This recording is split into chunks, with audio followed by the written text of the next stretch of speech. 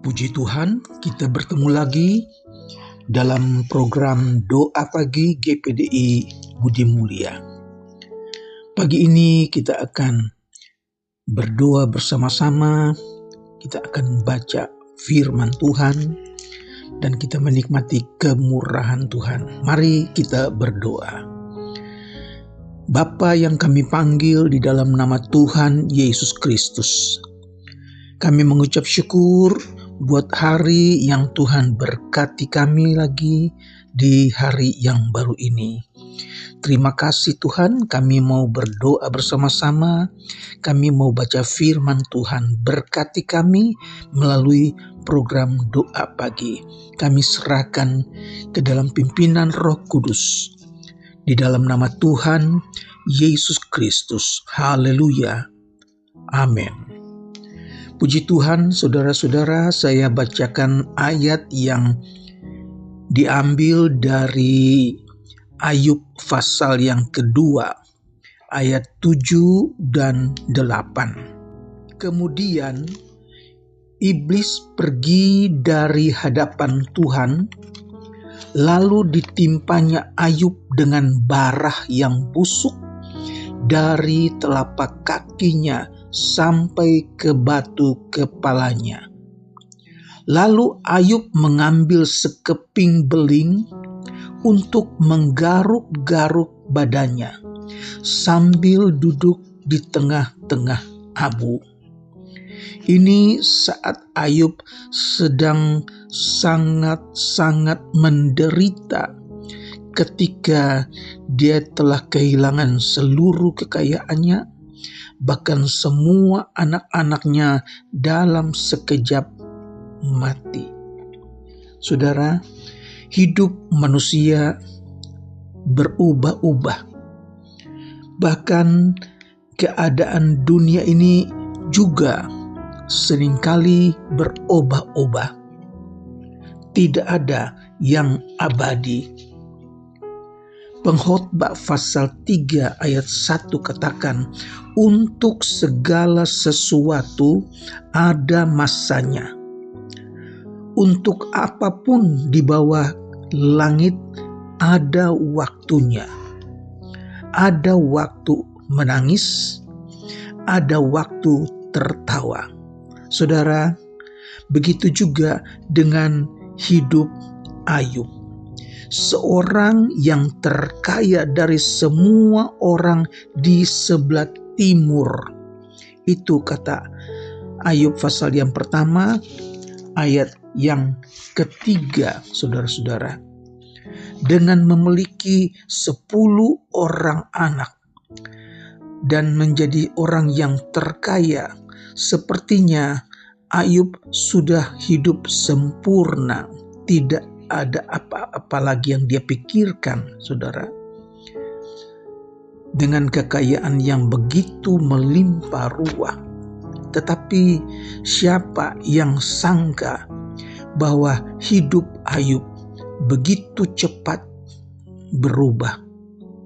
Alkitab mencatat Ayub adalah seorang yang saleh dan takut akan Tuhan. Ayub adalah seorang yang jujur di hadapan Allah. Dan Allah berkata kepada iblis bahwa tidak ada seorang pun di bumi seperti dia yang demikian saleh dan jujur, yang takut akan Allah dan menjauhi kejahatan. Dicatat dalam Ayub pasal yang pertama ayat yang ke-8. Dan Allah izinkan iblis untuk mencobai Ayub. Karena iblis katakan tentu saja Ayub hidup benar karena Allah melindungi Ayub. Engkau membentengi Ayub. Coba kalau engkau lepas tangan kepada Ayub, dia pasti akan mengutuk engkau. Dan Allah izinkan iblis untuk mencobai Ayub. Tetapi dengan pesan, segala yang dipunyainya ada dalam kuasamu. Hanya janganlah engkau mengulurkan tanganmu terhadap dirinya. Maksudnya, Allah mengizinkan iblis membinasakan harta dan keluarga Ayub. Tetapi Allah tidak izinkan iblis untuk membunuh Ayub. Maka dalam waktu yang singkat, habislah kekayaan Ayub. Juga secara mengejutkan mati juga semua anak-anak Ayub yang 10 orang itu. Tinggallah Ayub bersama istrinya. Tetapi ternyata Ayub pun dicobai. Dia menderita penyakit seperti bisul barah yang bernanah dari ujung kaki sampai ke kepalanya. Saudara, ini penderitaan Ayub yang luar biasa. Tetapi firman Allah katakan Ayub tidak berbuat dosa dengan bibirnya. Ayub masih bisa menjaga perkataannya dengan tidak mengutuk Allah seperti yang disuruh istrinya. Kutuklah Allahmu dan matilah engkau. Saudara, ternyata istri Ayub tidak sanggup lagi memikul penderitaan yang begitu berat. Jadi dia suruh Ayub mengutuk Allahmu dan matilah engkau. Saudara, dalam Yakobus pasal yang kelima ayat yang ke-11, sesungguhnya kami menyebut mereka berbahagia, yaitu mereka yang telah bertekun, dan kamu telah mendengar tentang ketekunan Ayub, dan kamu telah tahu apa yang pada akhirnya disediakan Tuhan baginya. Karena Tuhan Maha Penyayang dan penuh belas kasihan. Kata ketekunan, istilah Yunaninya disebut hupomone, artinya ketabahan. Dalam situasi pencobaan apapun yang kita hadapi, tanpa kehilangan kepercayaannya kepada Allah.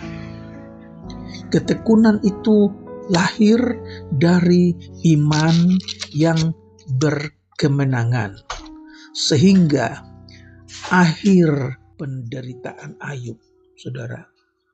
Nah, kita perlu tahu bahwa Allah memperhatikan seluruh umatnya yang ada dalam penderitaan mereka. Dan Allah akan memelihara mereka dengan kasih dan kemurahannya. Tercatat di dalam Yakobus pasal yang kelima ayat yang ke-11. Kalau ada seorang di antara kamu yang menderita, janganlah ia mengutuk. Ayub yang tidak punya apa-apa lagi selain tubuhnya yang penuh luka, tetapi Ayub masih dapat berkata, Tuhan yang memberi, Tuhan yang mengambil. Terpujilah nama Tuhan. Pada saat saudara mengalami kesulitan, pada saat saudara mengalami kemiskinan, ataupun saudara mengalami kesusahan, maka Alkitab mengajar untuk tetap mencari kekuatan yang dari Allah melalui doa. Doa merubah segalanya. Doa menarik hadirat Allah untuk dapat berbuat yang terbaik untuk kita. Saudara-saudara, Ayub berdoa untuk teman-temannya yang menuduh Ayub pasti telah berbuat dosa, sehingga Allah menghukum Ayub. Tetapi Ayub malah mendoakan mereka. Dan kita lihat akhir dari kisah Ayub, yaitu Allah memberkati Ayub dengan 10 orang anak. Dan kekayaan Ayub diberkati 2 kali lipat. Puji Tuhan, tidak ada yang mustahil bagi orang yang percaya. Tetaplah tinggal di dalam kasih Allah. Dunia ini dalam kesusahan, dunia ini dalam penderitaan, tetapi ketika kita mendekat kepada Tuhan, ketika kita tetap percaya kepada Tuhan melalui doa, Tuhan akan merubah air mata menjadi mutiara.